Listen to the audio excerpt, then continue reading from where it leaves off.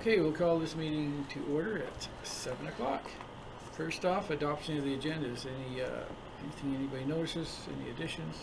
Or can we have somebody move? Moved by Donna Courage. All in favor? Carried. Regular minutes, March 12th meeting. Any errors or omissions? Not that I read over. Look good to me too. Get a motion? Councillor Brad Schlossberger. All in favor? Carried. Okay. We need a public hearing for bylaw 1638. Marion, do you want to give us, oh, we need to open the public. Go ahead. Just procedurally, we need a motion to adjourn to the public hearing and then. Oh, I forgot about that. It's been years since I've done that. Thank you.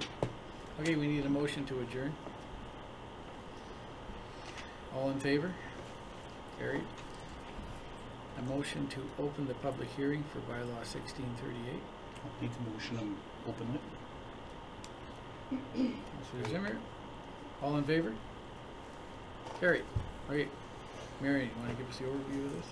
Yes, so bylaw 1638 is presented here tonight, and it's a bylaw for the purpose of closing to the public travel and creating title to and disposing of portions of a public highway.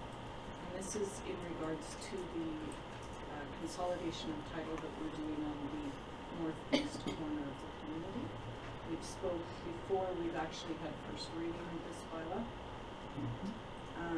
The lands are no longer required for public travel, and those lands are described as Plan 8010781, and all those portions of Porcupine Hills Road, Pine Ridge Drive, Elm Bay, Elm Place, Maple Bay, Maple Place, and Cutoffs forming part of Lot 1, Block 128, containing 2.180 hectares or 5.39 acres more or less, as well as Plan 8010781, all those portions of Pine Ridge Crescent and Cutoffs forming part of Lot 1, Block 114, containing 0.439 hectares, 1.08 acres more or less. The utility companies have been circulated on this. We've received 6 letters stating that they are not affected by the road closures. We have had 1 letter from TELUS stating that they are affected and they are preparing a right-of-way agreement for us for that closure. We also have sent this to Alberta Transportation for endorsement. I have received no request to be heard at the public hearing at this point on the road closure. Okay, good. What's the blue part on here? The blue part. The blue part on this this section here. That's the municipal reserve, and I'll speak to that Okay. just to be. Okay, we need somebody, one of the councillors, to make a motion. No motions required. Oh, we got to come out first? Okay, so is there, we've got nobody wants to speak at this public hearing? Not to the road closure, but I also have the municipal reserve portion to present. Oh, it's right next to them, right there. Okay.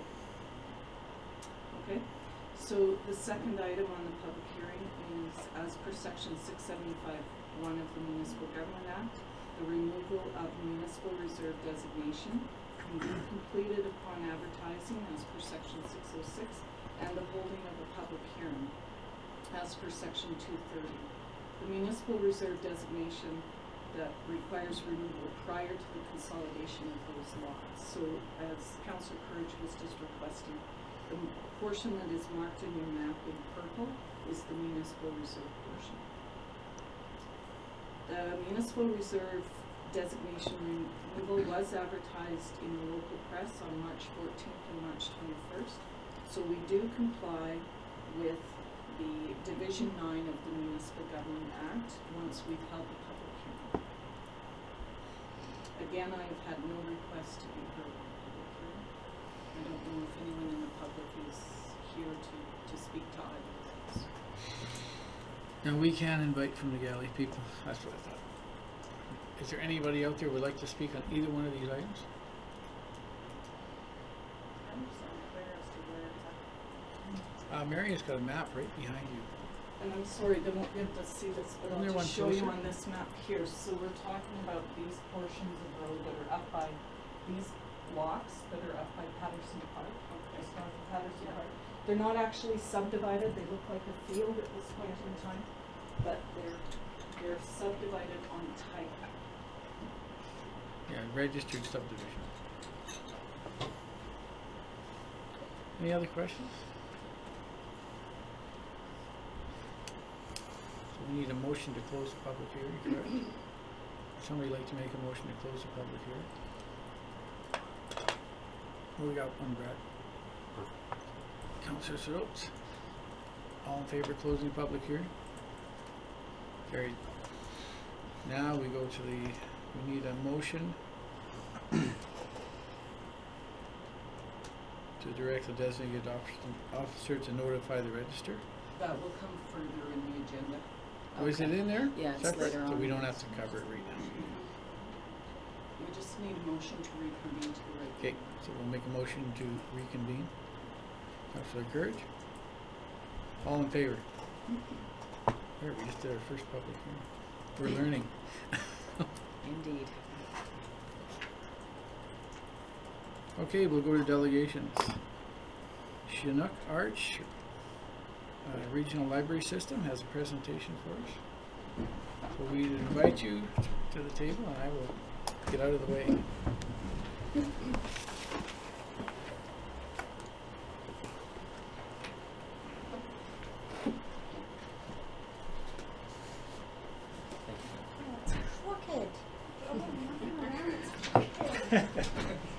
If you could stand up and introduce yourself, just the people in the galley would know who you are. Hi everyone. Robin Pepper, I'm the director of Shinkarch Regional Library System. I'm actually joined by several members of the local Claresholm Library, including Jay Swatsky, your library manager, and Pat Dees, who's also your appointed rep to the Shinkarch Library Board, so, and former librarian for many years. So, I'm here presenting on Shinkarch Library System, but of course we work in very tight collaboration with your local library, so that's why maybe if you have questions for your local library, that you have some staff or trustees from your local library board here as well. Great. So, perfect. Okay. If I may, is it preferable if I stand through the whole Whatever presentation? you prefer. Okay. All right. Okay. Great. So thank you for your time today. I should have about a 10 or 15 minute presentation, depending on any questions you may have. I'm happy to answer any questions you have at any time in the presentation or at the end if you prefer. The purpose of my visit is purely informational. This is something we do every time there's a municipal election. Often there's a host of new councillors who might be looking at the services that you offer. You see a line item for Shinkarch and you're like, what is that? So I'm here to tell you what Shinkarch is. So this is my quick outline, just a brief overview of the Regional Library Service in Alberta, quick history of Shinkarch itself, just a bit of a word about our system agreement and our plan of service, a little bit about budgets and funding and governance, which is often the thing that is of most interest to municipal councils, some of the services we offer, and some of our highlights from the 27th year. And again, feel free to flag me down at any point if you want. So, there are 7 regional library systems in Alberta. We cover pretty much the whole province outside of Calgary, Edmonton, and some of the other larger municipalities. We serve roughly 1.1 million Albertans in primarily rural areas. Regional library systems are libraries under the Act, so we're incorporated under the Libraries Act, just like your local library board. And we partner with municipalities to raise the level of library service in urban and rural areas. So essentially, our role is to make sure that no matter where you live in the Shinkarch region, you can kind of see us down there in the bottom left. We make sure that no matter where you live in the region, you experience a more or less equitable library service. And a lot of the stuff that we do is kind of focused on the back-end services, so not serving the public, but doing sort of the stuff kind of behind the scenes, like cataloging and IT support, and also some consulting. And I'll get into that. All regional library systems do more or less the same thing. We all do it in a slightly different way. We're a member-driven organization, so our service model is developed in consultation with our members, which is Shinnecock is actually the youngest regional library system in the province, inaugurated in 1992 after a lengthy needs assessment process. Clare's Home was an early joiner, and in fact, Kathy Davies was one of the big forces behind getting the system off the ground. Early on, she saw the value in collaboration in delivering library services. So when it came down to it, after the needs assessment, 22 members signed on, and we're now up to 40. So pretty much every municipality that can join has joined, with one small exception. And we're proud of our history of innovation. Shinnecock was the first library to what we call automate the libraries, which is library jargon for connecting them all with a computer system that allowed them to share.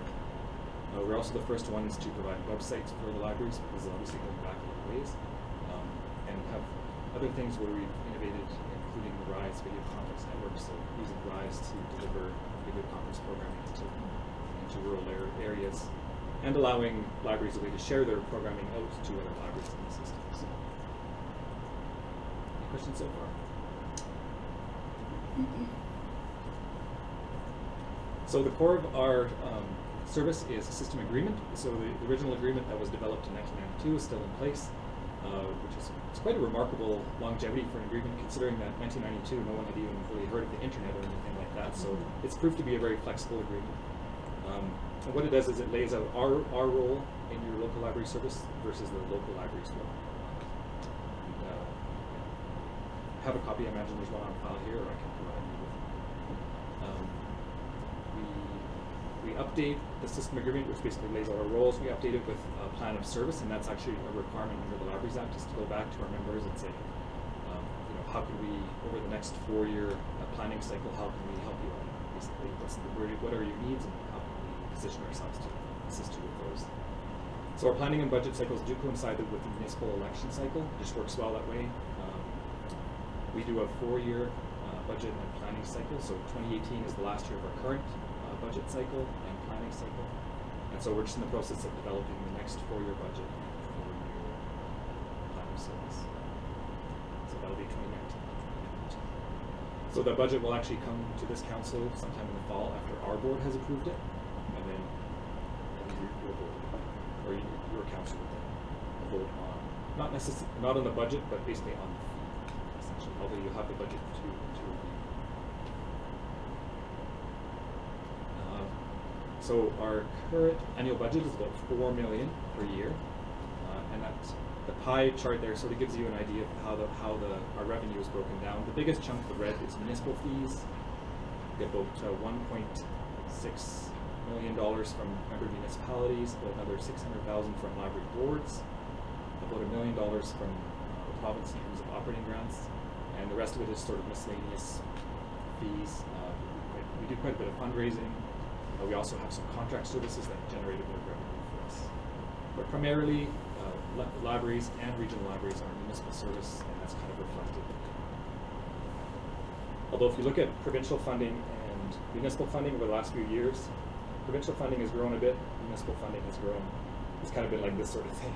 So, so the municipalities have been bearing more and more of the burden of offering library services. Not that it's a burden, it's a pleasure. But anyway, they're paying more for the pleasure, shall we say, in terms of in comparison to what the province is keeping. So as I mentioned earlier, if we change our member levy, it has to be approved by member councils, and the formula is 2/3 of councils representing 2/3 of the population have to approve a change, basically. Anything I can sort of flesh out there at all, or? I think I'll move on to the next thing. So we are a member-driven organization, as I mentioned. So it's a one-member, one-vote model. So we have a large board, 41-member board. It only meets 3 times a year. So a lot of our work is actually done by committee. So we have 4 standing committees: finance, personnel, planning, facilities, marketing, communications. And currently, we have a building committee that we struck as well.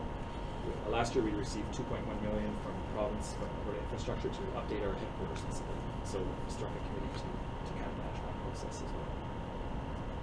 So members are appointed by member councils, and sometimes it's a councillor, sometimes it's a member of the community, sometimes it's the chair of the local library board. It's totally at the council's discretion who they like to appoint to the region.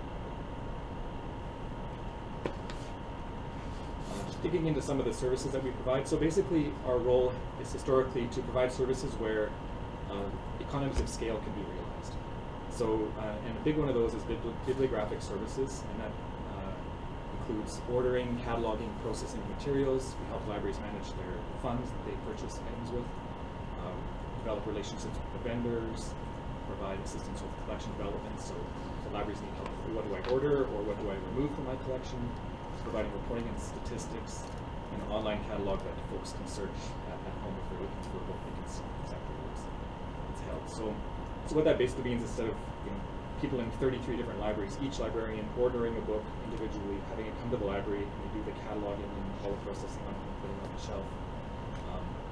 They just tell us what they want. It goes to our centralized ordering facility, and then the book comes to Shinnegarge, and we do all the make it shelf ready there at the Shinnegarge facility, and then send it out on delivery. So by pooling all that money, last year we spent about $900,000 on library materials on behalf of all of the libraries. We get a huge discount from our vendors. Basically, we get the maximum discount. Whereas if you were just a small library, even a good-sized library like Claresholm, would probably be paying close to retail for most of the materials. So it just stretches your collection development dollars that you invest in your library. IT services. So we have quite a robust IT infrastructure. We're the internet service provider for all of the libraries. We're connected to the SuperNet, just as your local library is. But we provide all of these services over the internet. So that includes the circulation system that people use to place holds on items and search for items, email service, centralized threat protection, network management, various remote tools that we use, firewalls, all that kind of stuff is all done at Shinnegarge.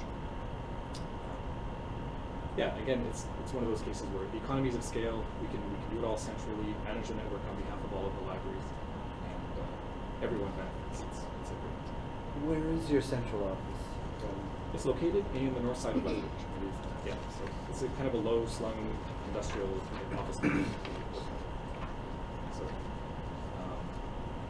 and one of our big services under IT is the help desk. So at any library, if a computer goes down, if they experience any kind of problem with a printer or any other piece of technology in the library, they just call our help desk, and we'll either send a technician out, or they can send the device into us and we'll fix it and send it back out on delivery. Or they can do a lot of stuff actually remotely. So they'll just remote onto a computer, see what's going on with it, and fix it remotely. So I know, especially in remote areas, it's very difficult or expensive to get IT support. So it's one of the big benefits of being we have another department of public services. So there are 4 trained credentialed librarians. So they have master's degrees in library science, and they provide these things to support the libraries. So professional development opportunities. Often folks working in especially the smaller rural areas don't have a lot of library experience or training. So we kind of help with that, kind of filling that gap. Offering webinars or in-person training. We have a conference that we hold annually with about 200 people that attend from around the region. And it's a good chance to network and get some professional development. Basically, anything where they need help running the library, they can call us. Whether it's reporting or there's an issue with policy or board governance type of thing, we can call them. Or they can call us and we'll come out and assist them. We just hired a marketing person at Shinnegarge, and then part of their job is to help the libraries market the services to local. That's a frustration we hear from library boards and from libraries. Is like, we've got this great stuff. People still think we're just a room full of books, but we're not. We need to get the word out. So, and librarians are emphatically not marketing people, because we would rather be at home with a book and a cat, not have to talk to them. So, resource sharing. So there's just under 1 million items in the shared. They're not. I mean, every library owns its own collection, but they've agreed to share. So we offer delivery, moving the items from library to library. So last year, about 255,000 items moved from library to library to satisfy patron demand. Every one of those represents a person in your community that wants to read something. It might not be in your local community, but it's somewhere else. So the place of hold, and they bring access to it. But I thought you said that Chinook Regional buys all the books and everything, and yet Nana's said each library owns all the books individually. Yes, that's right. Yeah, we buy them on behalf of I guess we manage their funds, so they put their money with us kind of in trust, and we order essentially the books belong to each Oh, library. okay. Yeah, sorry if that was unclear.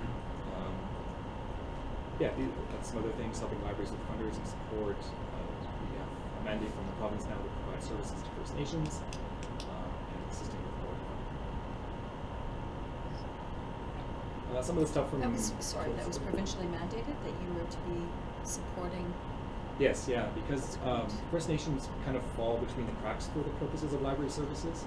The Libraries Act says you have to be a municipality to start a library board.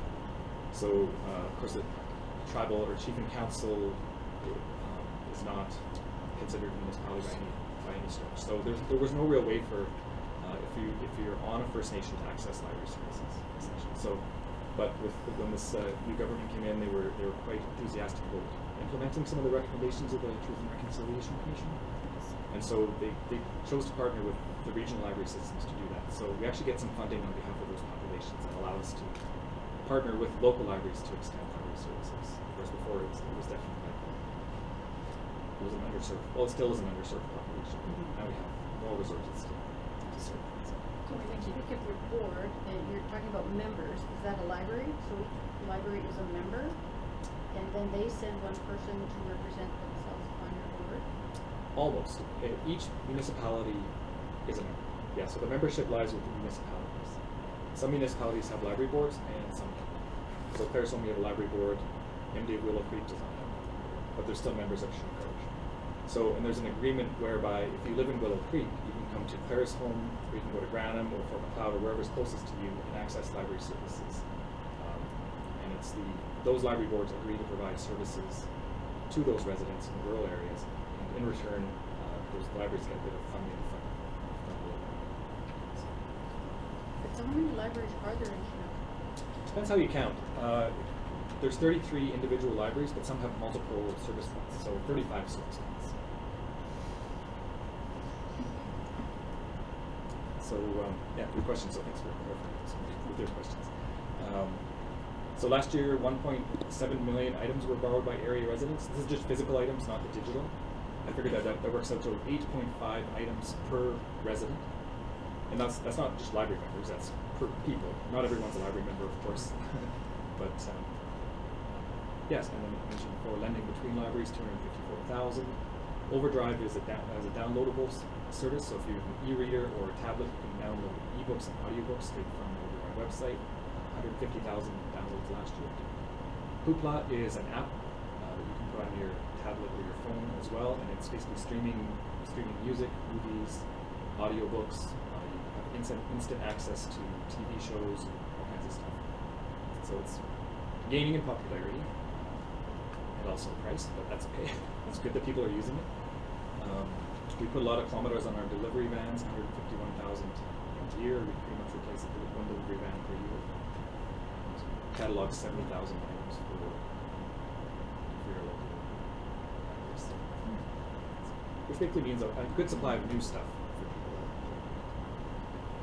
Interlibrary loans, those are items that aren't found within the Shinnecock region, but we have to go outside the region to other parts of the province. So is it cheaper for the library to buy their own new book or to borrow one from, so say I wanted a James Patterson and you didn't have it, would it be more beneficial to buy their own and then keep borrowing it out? That's a good question. Yeah, that's a matter of some debate. Some libraries have kind of phased out interlibrary loan in favor of just buying the book for people. And if it's a James Patterson or if it's a paperback, then that's probably certainly the case. It'd be cheaper to buy it. But often those books are like, it'll be strange things. I'm not sure, like cow propagation or something, or like some kind of specific thing they're looking for that would be quite expensive to buy if you could even find it, if it's done. So, That would be really yes, yeah, for sure. Yeah. Makes sense.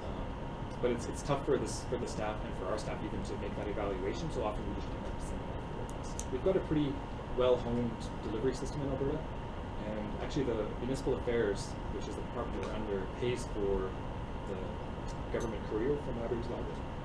So it's a pretty efficient system that we have in Alberta. Alberta's great at resourcing between libraries. So I think this is my last slide. So as I mentioned, we're working on our next plan of service. We're working on a facility renovation, which means that through the next year or so, we'll be moving around within our building. We can't actually leave our building because of our connection to the SuperNet and all of the services we have there. We're working on a mobile services initiative, so essentially a type of van that will go out and offer collections and some programming and attend things like community fairs and stuff like that. And we'd be partnering with your local library to do like membership drives and stuff like that. So if there's a parade in Claresholm or something like that, our van will be there, signing people up, getting books into their hands right away, talking to them about the mobile services that we have or the digital services. So we're pretty excited about that. We applied for a grant to get that going, so it's, if anyone has any aims with the co-op granting program, please put in a good word for us. And yes, expanding our services to First Nations as well. I believe that's it. Happy to answer any further questions. Privacy for members, both in your office and at the local library. Yes, right, privacy in terms of personal information, that kind of thing. Yes, libraries take individual privacy very seriously. In fact, I think it's the backbone of what we do. So, although every library owns their patron records, we have very strict policies around who can access those records and for what purposes. Users can opt in to save their borrowing history. It's an opt-in thing, so if you want to go back and say, oh, like, what have I borrowed over the last 12 months, you can do that. Otherwise, that data is excreted very quickly. If there's ever a request for patron data, which has happened very rarely, we always require a police. Like, no one can just walk in and say, we need your patron information. So anytime we work with third parties, we always check, okay, what information is traveling over the internet, where is it stored, and what protections are there for those information. So yeah, we take it very, very seriously. People rely on the library to keep their information confidential. Does that answer your question? Yes. Okay. Can I say on that, in the 34 years I worked with the library, the RCMP came in and it was Houston. So even RCMP. Perfect. I thought it was really interesting during our tour to find out that the library, you can get a baking pan. I don't, like, I have a library membership, and had we not taken a tour, I never would have known that you have that versatility. Like, it's not just a book. Great. How do you get that out to the people? Well, that's why we've hired this marketing person, so we really want to, yeah. You have, like, some amazing things in there that have nothing to do with books Oh, that for sure. people should really know about. You can go to Pincher Creek or Crow's Nest Pass libraries and borrow snowshoes or a camping kit. So it's just getting further, it's like sort of it's kind of the imagination is the only limit to what libraries to do these things. Very interesting. I think it's a wonderful thing for sure, because libraries are all about kind of providing a equalizing force in society. So. And also to just expand people's quality of life. So if you want to go snowshoeing one time, you want to go spend $100 on a set of snowshoes. This gives you a chance to try it out before you invest in it. Or maybe you're just going to go that one time. Maybe you hate it. That's okay. Thank you very much. Any other questions? Do you ever have any other questions? My card is in the folder there, so as well as some other information. So our plan of service is there, and some information about regional library systems in general. Read that in the unlikely event that you read. If you have further questions, feel free to text me. So thank you again for your time this evening, and let's get back to your business at hand. Thank you. Thank you. Well, thanks, Robin.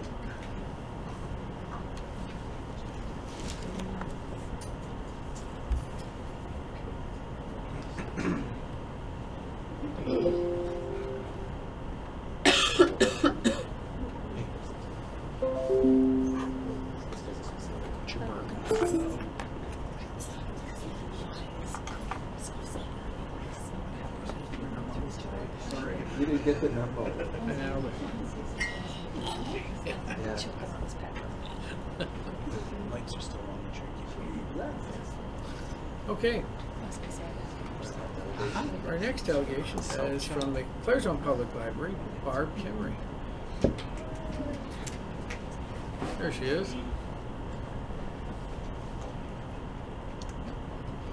Hi, I'm Barb Henry, and I'm the program coordinator for the Claresholm Public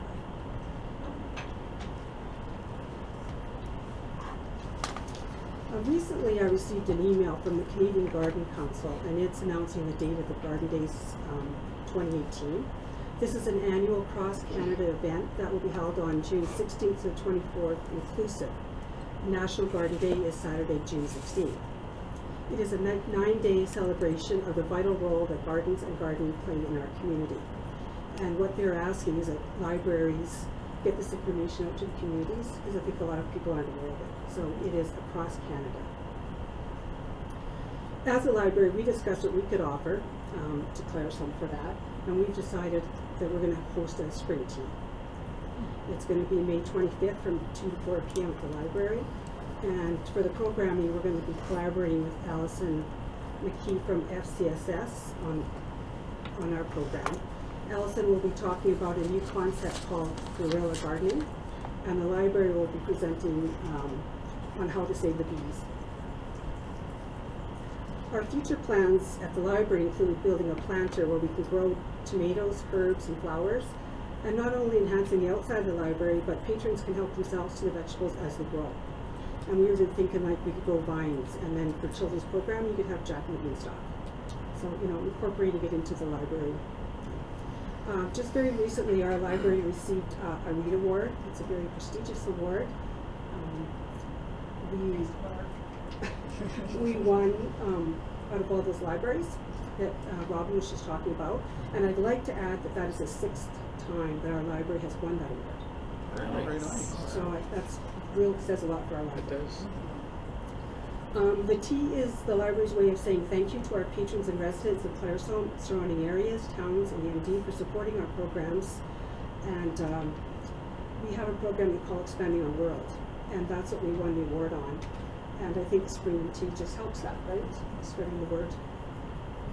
So what we're asking for is the town's help in promoting our spring tea and the garden days through maybe your social media avenues and the local press. And hopefully we can spark some more interest within the community. And I know that there are ongoing projects right now in that same vein, Yeah. right? And there's an actual Garden Day proclamation if you choose to use it. That I think I gave it to you, Doug. Yeah. Earlier. So, in having said all that, we have 3 small requests. The first one, of course, would be that if you would help promote it through the town council. And 2, if we were to build our planter, if and when we get it built, could you supply the soil? Oh, it's pretty I'm easy. sure you must have dirt somewhere. And 3, we would like to invite Councillor Lise Schultz, if she would represent the town at our spring tea, saying a few words at the opening of the program. Yes, please. So on behalf of the Claresholm Public Library, we'd like to thank the mayor and the council for allowing us to present this proposal. Thank you. Well, thank you. Barb. Please, you'll accept that. I accept. I don't think we need a motion for any of that stuff. Karine will take care of the promoting it on the social media end. And the dirt, we'll talk to Mike about getting a bucket load of dirt when the time comes. That's not, I don't think those are big issues, so I'm sure appreciate everything you guys do, and we appreciate our library. It's a great facility. Very much. Thank you. Thanks a lot, Barb.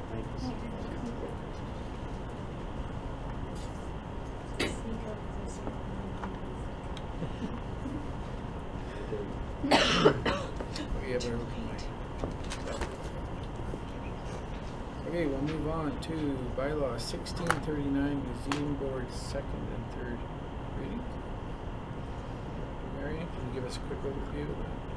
Yes, bylaw 1639 is a bylaw to amend the museum board's bylaw, and as we spoke previously with the first reading, there's simply some cleanup of the bylaw related to the governance style of the board and acting as an advisory board rather than governance. Any questions on that? Read the literature. Would somebody like to make second reading? Councillor Schlossberg.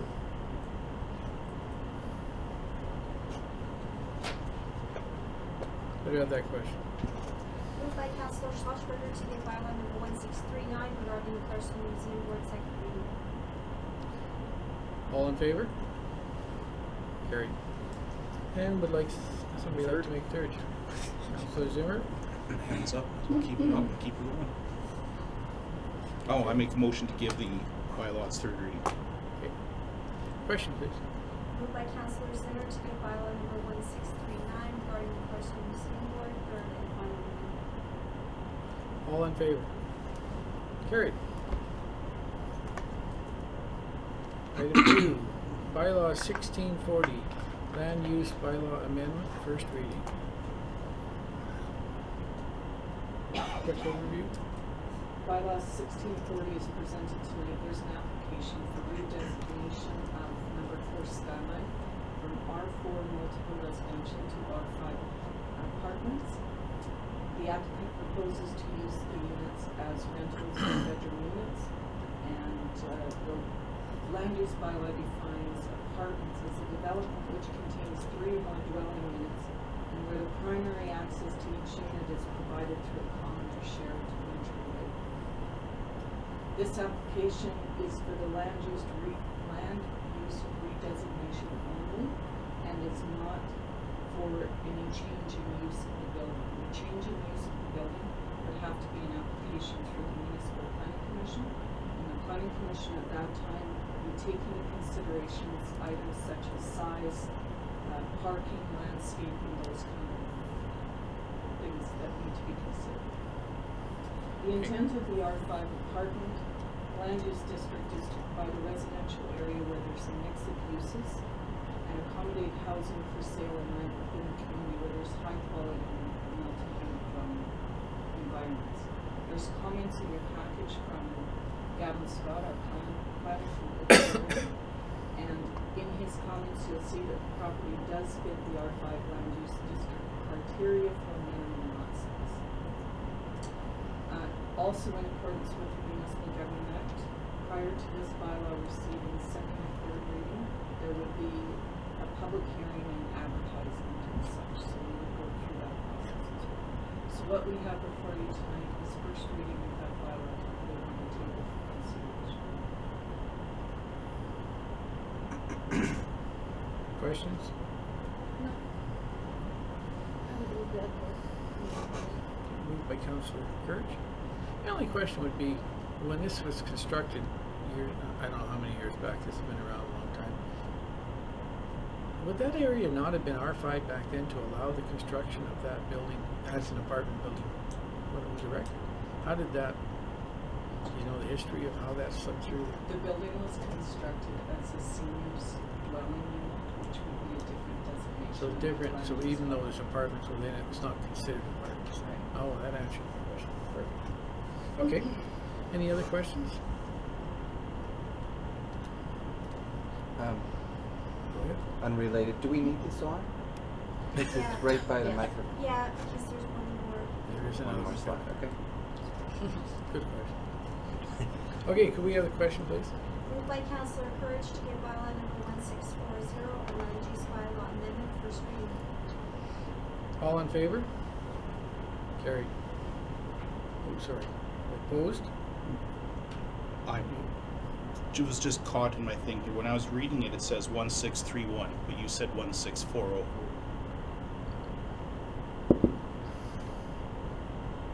It's bylaw 1640 is Yeah. the amendment to bylaw 1525. Okay, So you're not opposed? I'm good. No, I'm not opposed. I was just reading the recommended action. That's a totally different number there. Carried. Sorry. I apologize for that. I didn't catch that, Councillor. That's good. You're the only one that caught that. It's pretty good. So we'll amend that in the minutes, correct? Okay, move on to action item number 3 is bylaw 1641, Councillor Code of Conduct. This is what we've been working on for the last 6 weeks, 2 weeks, a while. And we've been reading the rough draft. We can do the first reading tonight, or we can do all 3 readings, whatever you guys are comfortable with. But I need a first Councillor Carlson. Any discussion on this? I'm still interested in the investigator description. And how much we can discuss that. I even discussed it before. To be a self-governing body. Still sits on. I don't So know. is that a question? Is that something we Well, discuss it's a point that we gotta answer. Is there, what can we discuss that in open? Like, I wanna do this correctly, so, Yes, okay, the bylaw should be put on for first reading. Is there a motion for Yep, first reading? yep. Okay.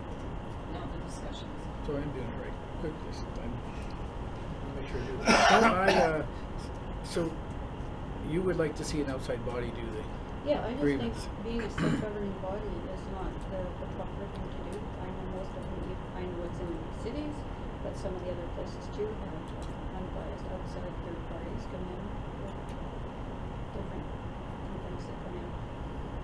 well, it's not a bad That's my thought, it's thoughts on just, like I know the discussion we had earlier was that if one of us had a complaint or somebody outside had a complaint, it would start with a couple of non-affected councillors would look at it and rule. And if it became an issue from there, then we automatically, the complainant, if it doesn't get resolved to the satisfaction of whoever is complaining from whichever level, it can be taken to the municipal board from there. I mean, it's not like this is the final answer, but I personally feel you always start internally trying to solve the problem before you go out to a governing body that's over your head, sort of thing. But that's just my opinion. I mean, what, The other issue that we discussed was privacy. Like, you can't. The first step can't be having it displayed publicly for everyone.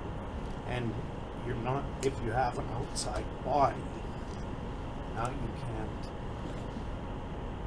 Wouldn't it be like a mediator?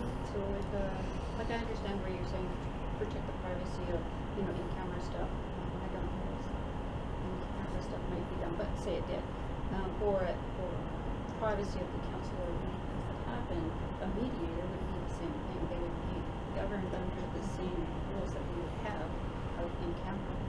When somebody comes in for a land deal or a waiver. I think it's the second part, I guess. If there was a complaint lodged against me, I'd want to be judged amongst my peers first, because I work more directly with you guys. You guys know if you can hold that complaint valid because you know me.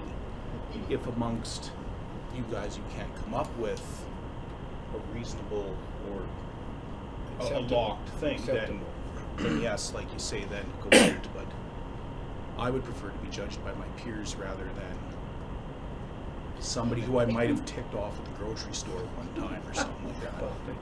that's true. Right? Yeah, I mean, but it is a stepping stone. I mean, that's why most bodies look internally first to solve problems.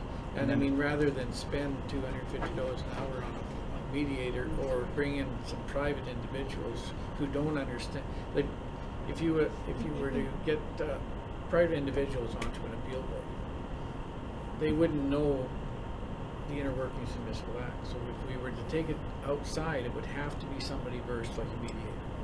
So then you're looking at spending, $250 a person per hour when it could be solved internally, possibly.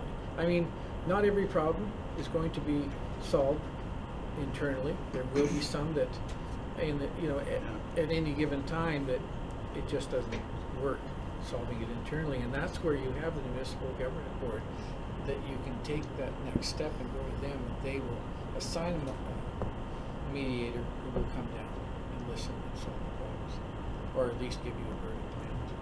But I mean, it's kind of it's like before you go talk to your neighbor about the barking dog, you run to the lawyer and get a lawyer and start suing him. I always like baby steps first. Try first solving it ourselves, and 90% of the time, I think you would, rather than jump to the big mother club who comes down and renders a verdict, because it might be something trivial, or it might be something really serious. We don't know. Unless it's We don't know in the non-trivial. You're future thinking- what's going to become, brought forward. If it's serious and it involved 4 of the councillors, well, that would be serious enough that we wouldn't even look at that internally. I would say we would go directly to the municipal board and ask for somebody to come down, because that's too big. Well, you've already got the majority council involved. Whereas if it's something that, well, I can't think of any trivial things off the top of my head, but if it's something small, why couldn't 2 or 3 of your peers take a look at it and maybe moderate a settlement, or On a or small chastise issue. the person doing wrong? So I understand that on a small issue, that's a really good idea to put that in there, but should it be listed in here to a secondary level? Or you just I don't want think to you should start itemizing all the things that we can do wrong. I think I hope whoever's sitting in these seats years from now will be, smart enough and attentive enough to look at a situation and say, this is over our head and we should get help if it's a big issue. But a smaller issue, I can't see why we couldn't moderate that ourselves. But that's just my feeling. Anybody else? I think this lays that out. It gives us the steps to go through. So if there's an issue, it comes here first. If that issue can't be rectified, it goes to municipal affairs and upwards from there. But it gives that traffic flow, first of all, and ideally you don't want to even have to use that because you're laying out your code of conduct that we would fall within in the first place. So that's hopefully where I'd like to see our focus on is the fact that we're laying out that conduct level that we're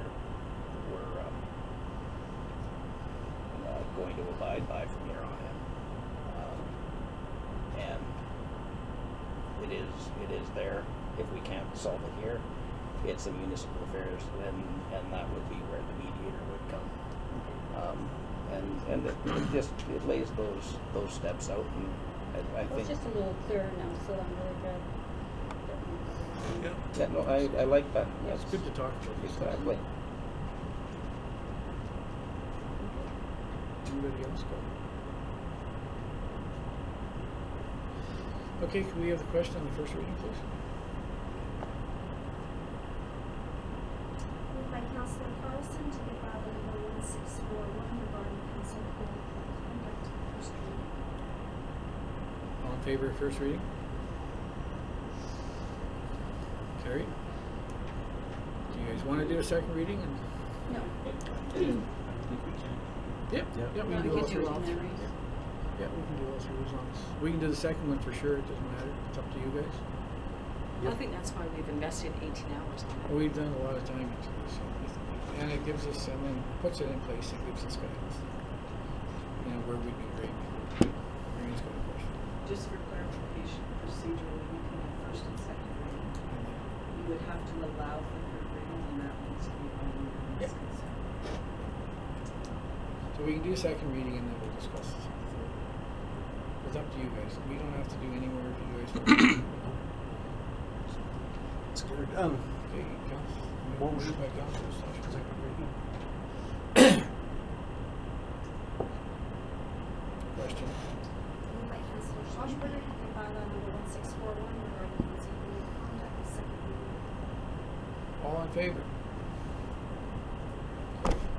Now, if we want third reading, somebody has to make a motion to declare it unanimous, allow for third reading. It's got to be unanimous. If it's supposed against it, it's wins.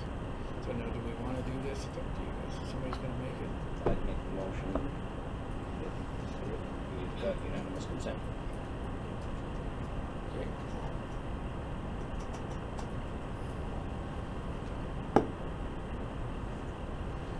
Question, please. Moved by Councillor Carlson for unanimous consent to give bylaw number 1641 regarding council code of conduct, third and final reading, proceeding. All in favor? think I wanna read it again. No, that's fine, yeah, Yeah, that's why we have a vote. Okay, so we will have third reading next agenda. Sounds good.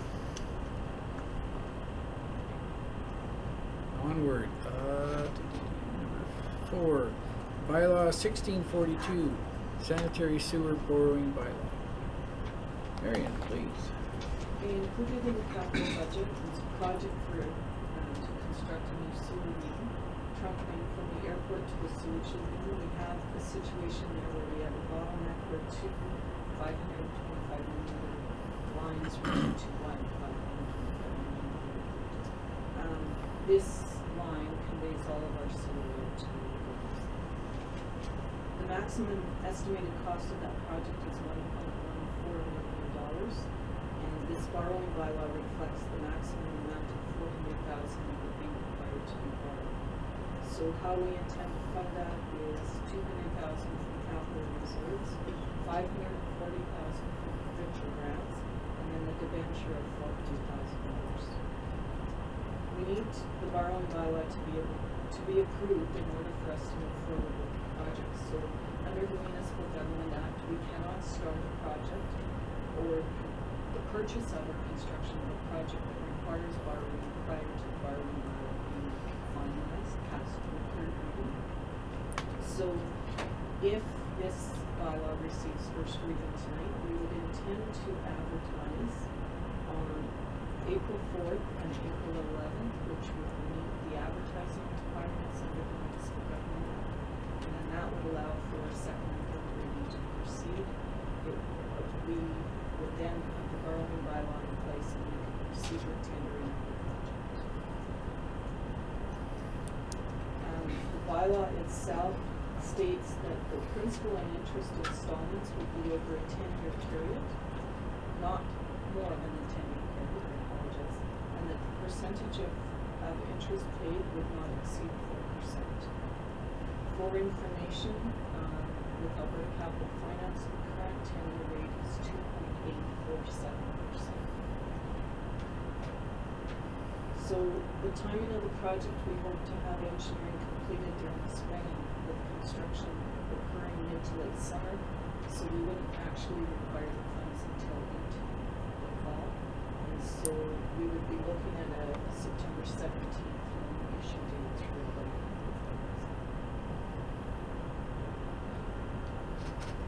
May I ask a question? It here says it's a critical part of our sewage backup system, so if we don't do this? So what happens is there's a water when those two lines connect together. So then there's a surge, and there is some infiltration in the sanitary sewer system from our stormwater. It's the older systems, and there's just problems with infiltration.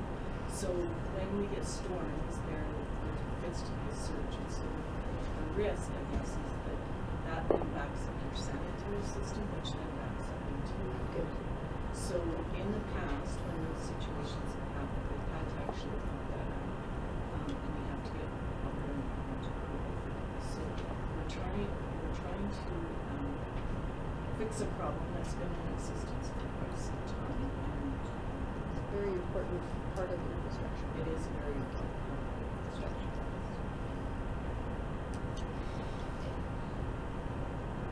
Any other questions? And the rest of it's all 750 mil?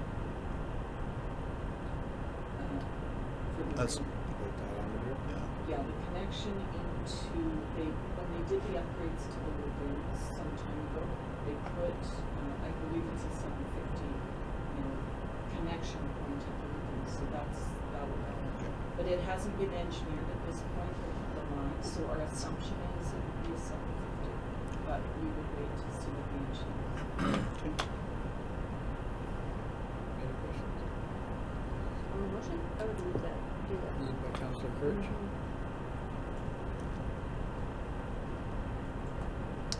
Question, please. Moved by Councillor Kirsch, get bylaw number 1642 regarding sanitary sewer borrowing, first reading. All in favor? Carried. Number 5, Alberta Emergency Management Agency Wireless Public Alert. And this is the we have a video on this? No? Okay, So Marion? this is just notification from the Southern Region Directors of Alberta Emergency Management Agency. And there is a new system that will come into effect on April 6th of 2018, where the most serious alerts in the province will actually go out through the service providers, so your mobile device providers, whether that be TELUS, Bell, or Shaw, or whatever. And so it will be within a geographical location. So if there was an event in Pearson, it wouldn't matter if you were from Pearson or not. If your cell phone was in this area, within whatever they determined to be the at-risk area, you would get the notification. So it's just an added alert system that they've worked through with their service providers. So this is just information?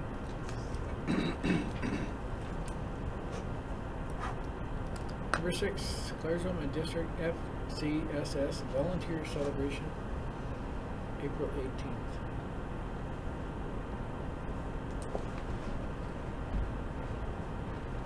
We've all read it here. They're looking for You.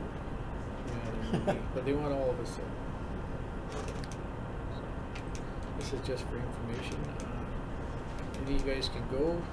I think you should let Kareen know. She could arrange tickets for us. Just because they need numbers, so we can RSP ourselves. But they need numbers so we can get it organized.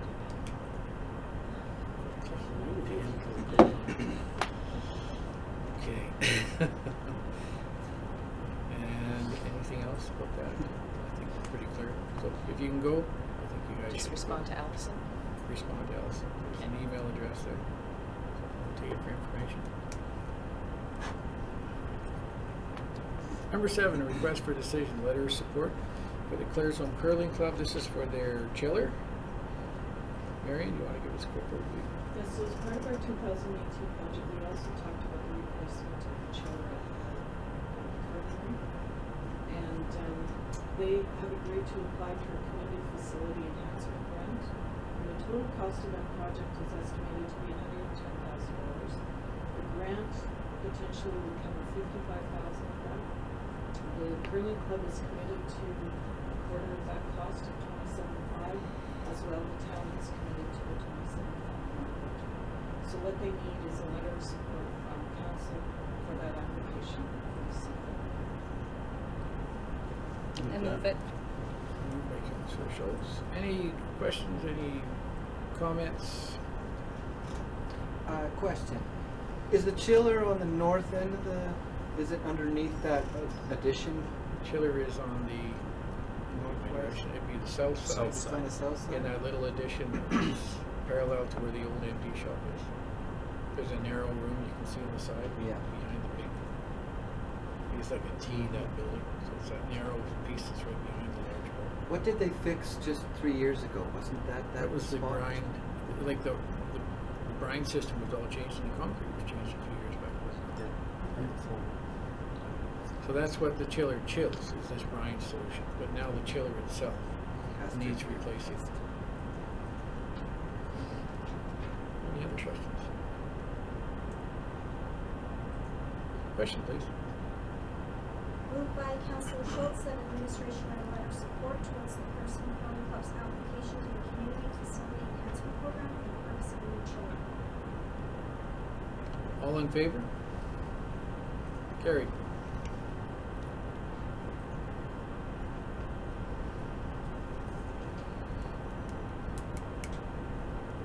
Number 8, request for decision removal of designation from municipal reserve. And this is the park area set aside within each subdivision, municipal reserve. Yes, so this is what we discussed as Yep. part of the public hearing, so now this is, we're requesting that there be a motion now that we've held the public hearing and there's no comments opposed to this, that council support a motion that it was the designated officer notify the registrar that the provisions of Division 9 of the municipal government been adhered to, and request that the registrar remove that municipal reserve designation. I move that we Moved by Councillor direct the officer to do that. Question, please. Can I ask a Oh, question no, first? what? Sorry. Sure, go ahead. What are they gonna use that for now? Do you know, Mary? Well, we're going to re-subdivide that property. Oh, okay. So we're gonna consolidate that all into one block. Change the and then- form. And then we'll move forward with re-subdivision. In that particular location, some of that municipal reserve area sits within the old landfill setback. So potentially that will still remain as undeveloped land, but I don't know at this point because we haven't looked at re-subdivision. I think the whole Those thing. would be- Just Bill- gives us the opportunity to use Yeah, it, right? those are part of those parcels. It'd be the northwest parcel. The houses that are on the north part, they'd be the ones that would be backing out onto that repurposed asphalt road. Yeah. So the whole point is so that we can get that, so they're not. Just gives us Well, more and opportunity. it also saves the town money because it's a registered subdivision. So by consolidating it back to basically a field, we save a few $1,000s a year doing that. Yeah, we save on our assessment fees because we get charged assessment on a per parcel basis. So that would save us a couple of $3,000. $3,000 a year. Okay. And the way it's subdivided doesn't meet our land use bylaws anyways. So this is just housekeeping basically. Thank you. Any other questions? Okay, we got the question again.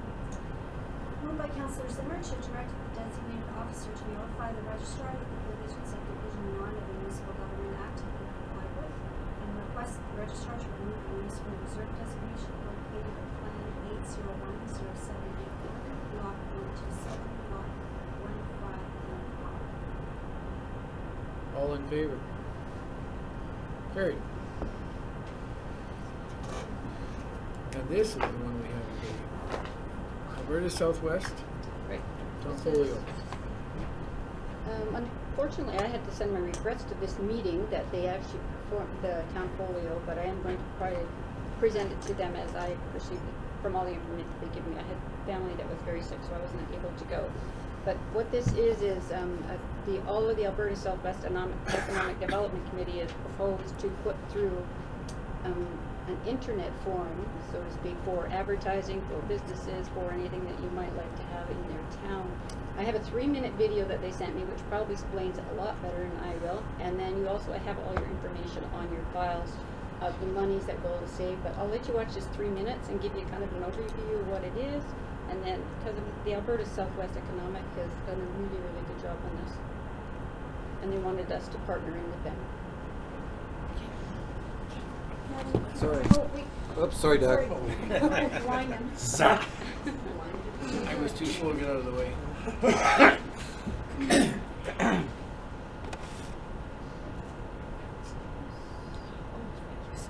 When someone visits Townfolio, they can discover statistics and opportunities in municipalities across Canada. Our intuitive search makes it easy to find what you're looking for. So let's say you are an aspiring entrepreneur, you're looking to start a coffee shop, and you're wondering where the opportunities are. Townfolio shows municipalities looking for coffee shops. So by searching coffee, up pops some locations verified by the municipalities.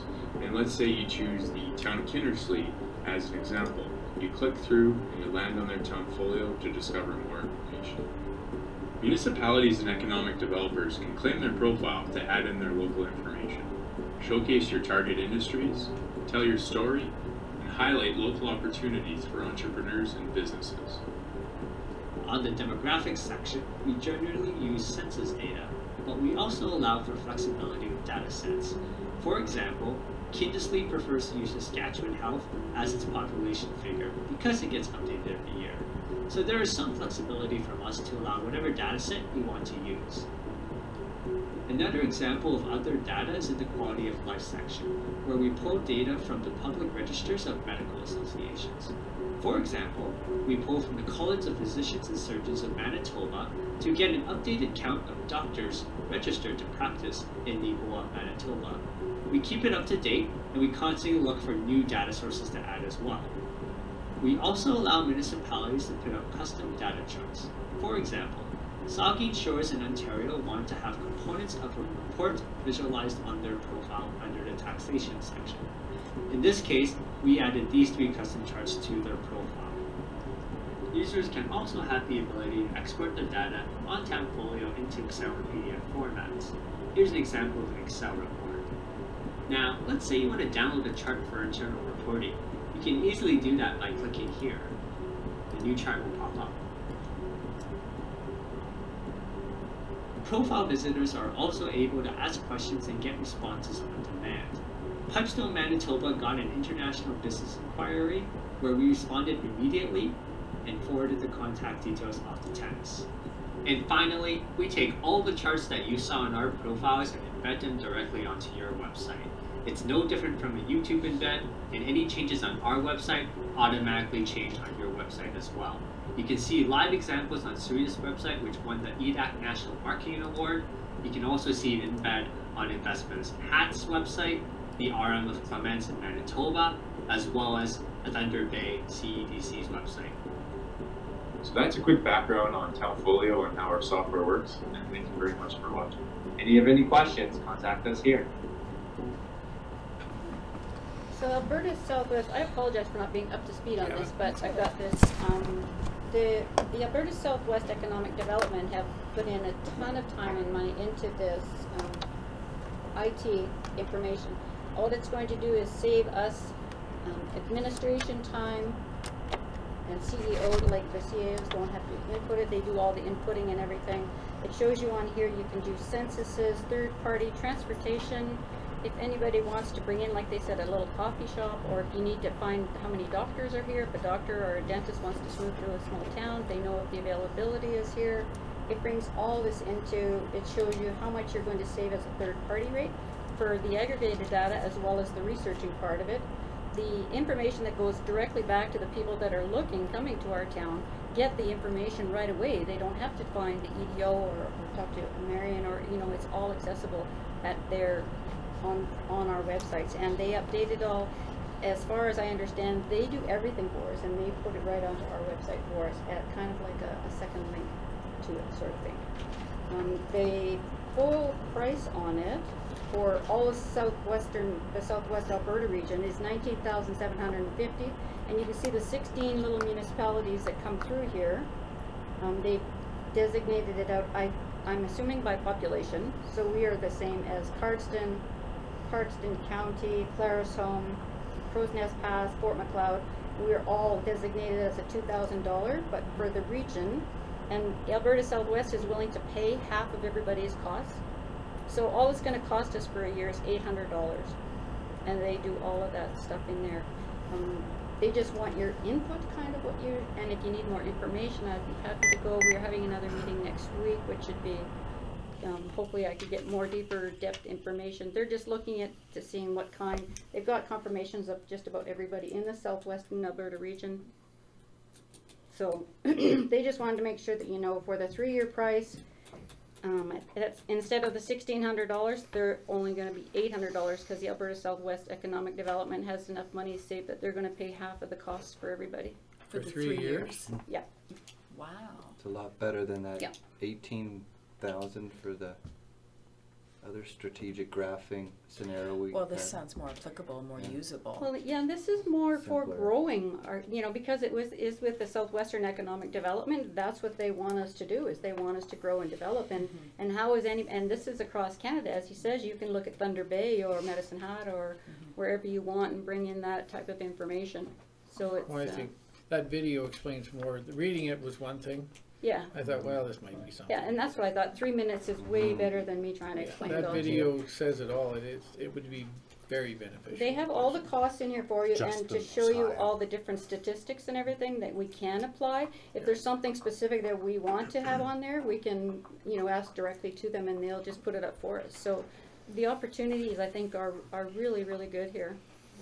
Well, So who gives them the information? So would We you do. do investigation We on as that, in Marion, to see if it's administration. like Oh, I know in okay. the past And when we C- had and the C- considered that other thing the CEO, for the town of Clarisholm. Economic Committee, Committee. I was going to try to see if Justin would come, because Justin knows a lot about the Townfolio, but Justin But Sweeney? he'd be the, Yeah. Okay. we got Justin somebody. He's very high. Yeah, he Very knows high. all about this, and I was trying to coordinate Wow. with him with this stuff with Alberta Southwest, but it just didn't work with things that were happening with me and Yeah. him enough. and. Yeah.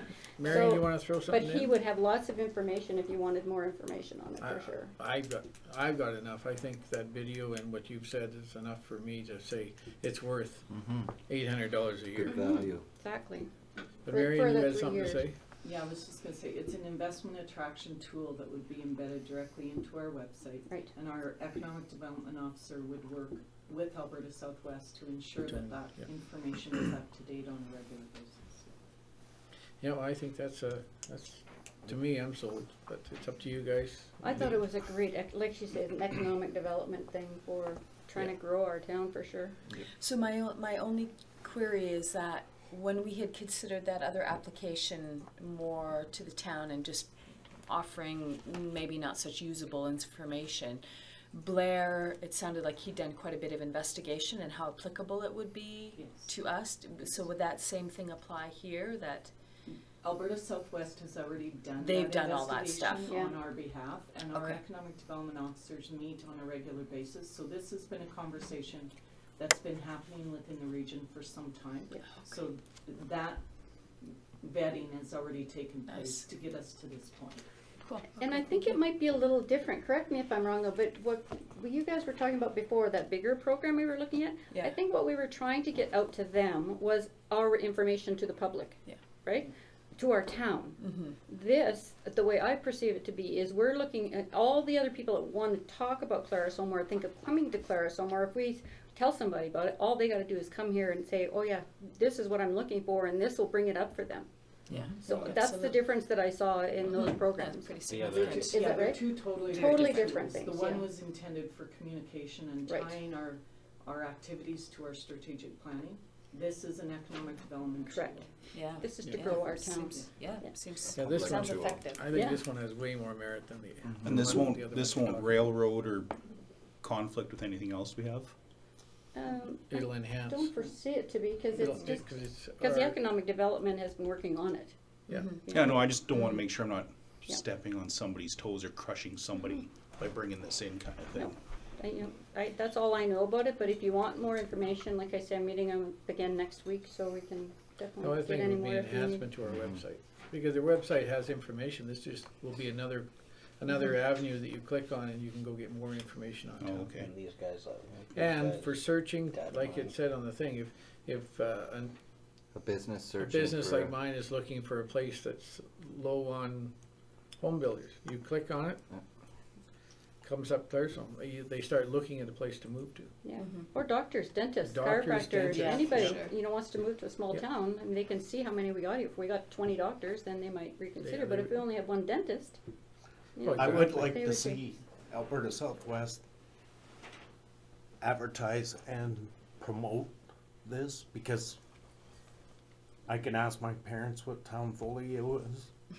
But I think they will be, Brad, like, that's a really good point to bring up, but I'm pretty sure that what the Alberta Southwest's intentions are, is once they get everybody, or the 60, know how many of the 60 municipalities wanna go on the 3-year term, they will be promoting it everywhere. Mhm. Especially, but now that we have our new Montana, BC triangle going on, there'll be all kinds of things coming from BC, Montana, and like I say, across Canada, they're gonna publish it through, I forget the name of the magazine that they have out there, but they publish in a magazine. into that.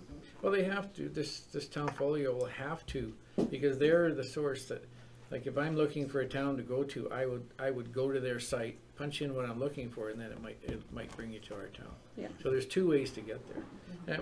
And they would have to be promoting themselves, otherwise their site would become mute. Mhm. So I think they naturally will be promoting it. No, I think it's a good venue, and for $800 a year, I mean, that's the cheapest. That's a month. No, that's a That's year, for a year. $800 a Oh, year. That's a yearly total is fee. at the very top. Yeah. That's just strictly for the Yeah. year, per year. The regional, if you go on the 3-year term, it's 15,800 for a total price for all of southwestern All of Alberta. Southwest, Our that's mine. portion of it would be the 1,600, and they're willing And to they're pay half willing for in half, so everybody. it's $800 a year for 3 years. Yeah. So, I mean, you can't beat that bang for your buck. No. So, As Makes far as I sense. know, all of that information is correct. So Well, we everything can you've ask- said has been verified by that Yeah. and the information, so I think you've got it pretty much nailed down, Donna. Yeah, nicely done. You think it Thank looks you. good? I really like it. I think that's what I like to see, is I wanna see the town grow and to bring the people here. For us to get information out to people is great, like we could advertise Lethbridge, Calgary, wherever, but if this is already out there, and like some little baker somewhere decides, hey, I wanna have a bakery, and I don't wanna go to the city and compete with everybody, where should I go? Yeah. Well, Claresholm, we need a Please. bakery, right? Fair enough. No, it's a Yeah, natural. so it's just it's really layman terms as well for people to use. So is anybody interested in making a motion on it? I will move to enter into a 3-year contract with this. Moved by Councillor Zimmer. Just a second, I'm not really sure if they're looking for a motion right now, are they? Yes. Well, it Oh, says they are, request, okay. a request for Good. decision. I just wanted to make sure we were supposed to get a motion Yeah, today. well, that's what I got out of it. Okay. Yeah, so It sounded good. I think you sold Your it. presentation sold me on it, so Thanks. we're good. Yeah. Okay, any other questions before we get the question? No. Question, please. Moved by Councillor Zimmer to enter into a 3-year contract with Alberta Southwest and Townfolio for $800 per year as presented. All in favor? Carried. Next item. Financial report, statement of operations. Any questions on it? I don't think Marion has to give an overview on, it's all there. Anybody got any questions on it? Just for information? You need a motion to accept it? I'll make that. Councillor Carlson.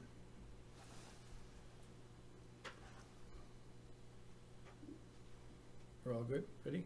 No questions? Question, please. Moved by Councillor Carlson to accept the consolidated statement of operations for the month ended February 28, 2018 as presented. All in favor? Carried. Information brief, 21718 MSI additionals. Marianne. So we received an email from the Minister of Municipal Affairs on Friday, March 16th, notifying us that we were to receive an additional $535,563 of MSI capital funding as of March 2018. Further to that, the budget was passed by the province, and what we have found is, and actually I was on a conference call with municipalities and the minister just prior to, they actually cut back the MSI funding for the next 2 years. And so what this additional 535 does is basically keep us with stable funding over the next 2 years. It's not additional funding. We net out just a couple of $1,000 drop.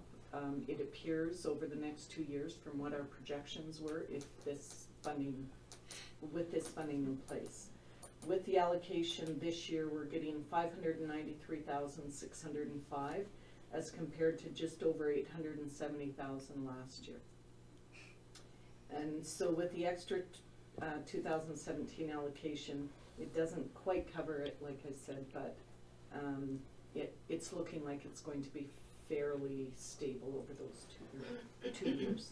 The federal gas tax increased about $5,000 after the budget was announced, and our MSI operating actually went up from $107,261 in 2017 to $126,697, so approximately $20,000 increase in our MSI operating. So that's the impact to us from the current budget that was announced by the province relative to our MSI funding. We thought we had a windfall, but I knew it was too good. You said you thought there'd be something follow it. You were right. So I just lost it. So we went from 800,000 down to 535. Right, so right? 593,605 is what we received in 2018 compared to over 870,000 in 2017. So yes, we had a drop of approximately 277,000, but we got the increase of 535,000 in March. So if you take that over the 2 years, it's sort of a break even over the 2 years. We anticipate for the next 2 years not only this budget, but the year after, there will be a decrease in that MSI capital funding. Okay. You should have just let Calgary it on go. bad. Well, Got a whack. That's when the advance showed up, it was suspicious that they had money left over, but they were just topping it up so they could make But it look they're cutting good. everybody, right? Yes, Yeah. the MSI capital was cut across the province, not just us. Yeah. In fact, the cities, the Calgary's two cities were hit. 154 million.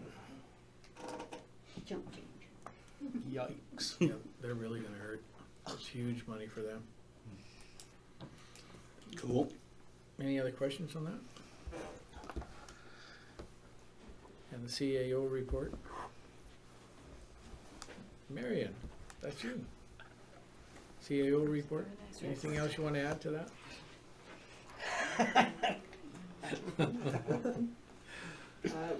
I guess just an announcement, it's in the report there, but one of the things I guess I'd like to point out is that we do have an accepted offer for a new economic development officer, and he will begin on April 9th, so I will be bringing him to council to introduce him, and we'll be getting him out in the public. He'll have some time to work with Justin prior to Justin leaving, so that's great news. How much overlap is there with the two? A week. That's it, huh? Well, it's better than none, so. That's what I thought. Sink or swim. Sink or swim, yeah, you better get at it, buddy. Okay, so we'll take that for information. Council resolutions. I've got Oh, go ahead. just a question to ask in the thing. Under the utility services report, I noticed on the 15th, we had a reservoir level transmitter fail. And on all of other Brad's stuff that he puts together, whenever he repairs something it's in, but he doesn't have anything repaired for that transmitter. Are we not fixing that, or is that just something that was missed? Yeah, no, that would have been repaired. Okay. Good to go? Good I have eye. a couple of things. Okay, Brett. I would like more information on our low pitch flat roofing buildings that the Okay. town has. On the work that needs to be done with them, you mean, or? You mean for what- structural what- stability? Structurals. In Mike's report, when he was concerned about Yeah. the snow load? Yeah. Yes, so that's something that we're gonna have to probably look at doing with a building inspector or an engineer.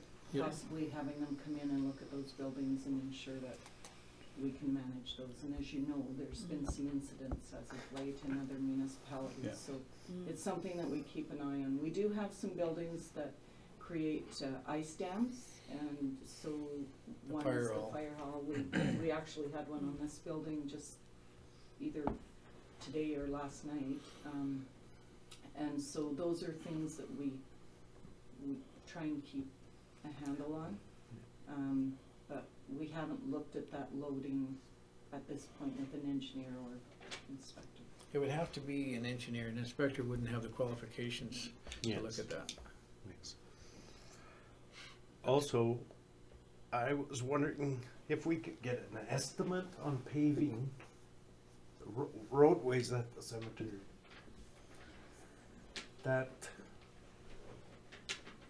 I've seen that year after year how it makes such a mess out there when there's gravel and grass and It's a poop show to drive through. It is. It's nasty.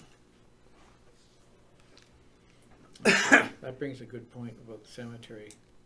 Something that was in here that something about the cemetery I would like to have the town look at is the, what do you call it, columbarium wall. It is almost full, and the town should be, Mike should be looking ahead at that perhaps.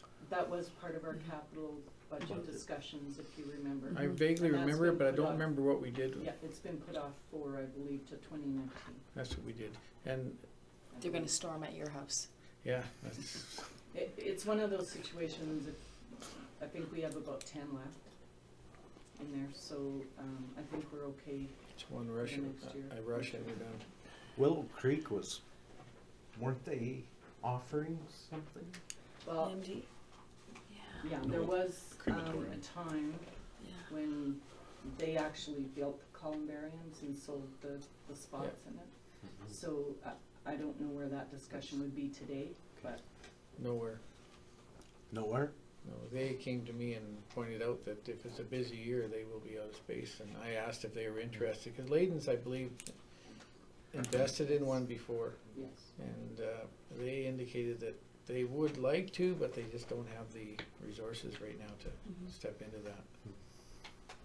So it is something that I knew, I just couldn't remember what we did, but we deferred it a year, 2 years. So I believe, if I remember correctly, that we deferred that to 2019. something we'll have to keep a close eye on. Any other? Oh, sorry, Well, Marion, did you say there was a letter in here about the EDO acceptance letter? No, it's just in my It's in the CAO report. report. Okay. Mike mentioned in his report about a public meeting or information at the arena this summer.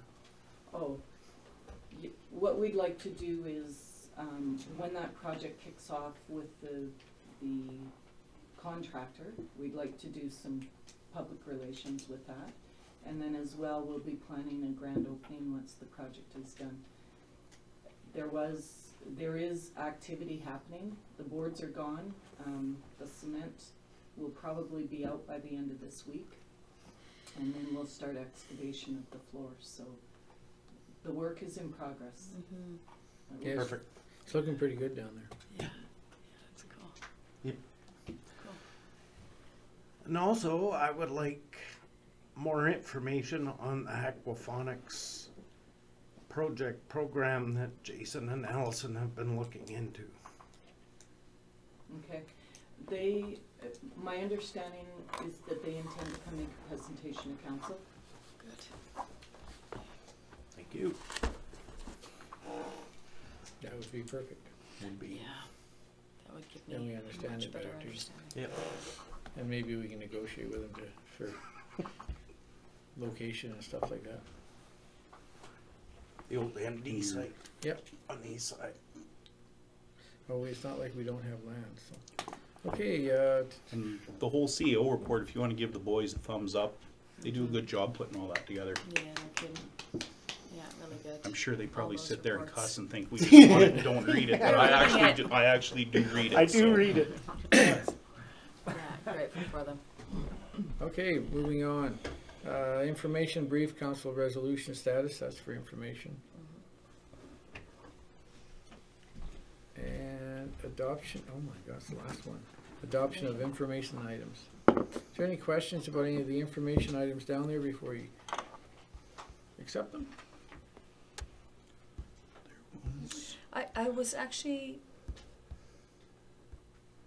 the one that's on at the town of Olds. There, how does one? I don't know The mussels. That's what I wanted to about the bring. mussels and the What is boats that?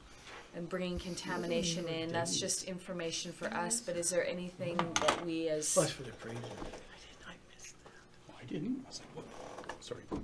Sorry. I don't know what to do, boss. Well, I know, the province and the federal government has been very active in trying to prevent the spread of the mussels throughout. There is bodies of water that have been shut down to motorcraft. So I don't know what we would do more as a municipality unless you feel that strongly about it and you want to advocate to support the town of Olds, but I don't know enough about it to give you much advice on that.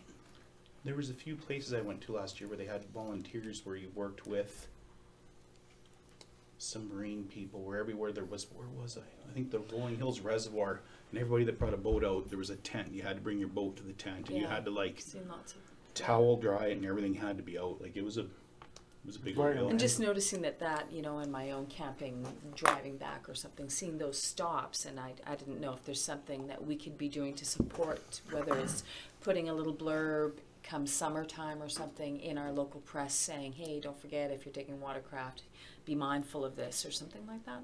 I don't know if we can make it applicable to us, but I think it's important. We have our own big body of water out there. We don't want anything contaminating that. That would really be not cool. Not fair. Hey, you don't actually see as many stations for stopping the boats up here as you do in the States. In the States, they, And BC. and BC, yeah, they're really prevalent, BC. They stop you and they go through the whole boat.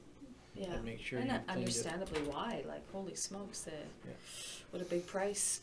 Yeah, you don't see that as much in Alberta. The US learned the hard way. Mm-hmm. Yeah, they've got major problems, and BC's Well, we got can some learn from it. problems too. Yeah, for sure. Okay, yep. Looked good to me. Anything else anybody wants to?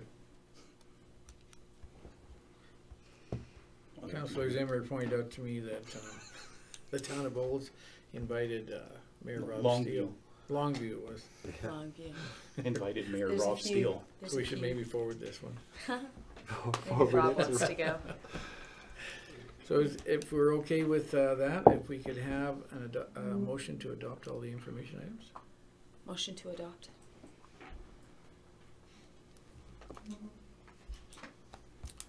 Question? Moved by Councillor Schultz to adopt the information items as presented. All in favor? And at 8:30, can we have one more motion? Councillor Schlossberger, we are adjourned.